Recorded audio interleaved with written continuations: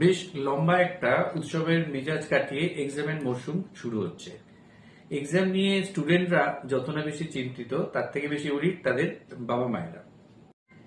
এক্সামে ভালো রেজাল্ট করতে হলে পরিকল্পনা মাফিক এবং নিয়মিতভাবে পড়াশোনা অবশ্যই করতে হবে। এর জন্য কোনো শর্টকাট মেথড নেই, কোনো মাদুলি তাবিজ কবজ এর জন্য প্রযোজ্য নয়।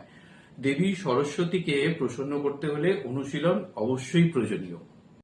দেবীকে তুষ্ট করতে হলে বিছানায় বসে পড়াশোনা করা চলবে না, টেবিলে বা মাটিতে বসে পড়াশোনা করতে হবে। উত্তর বা পূর্ব দিকে মুখ করে পড়া অবশ্যই খুবই ভালো।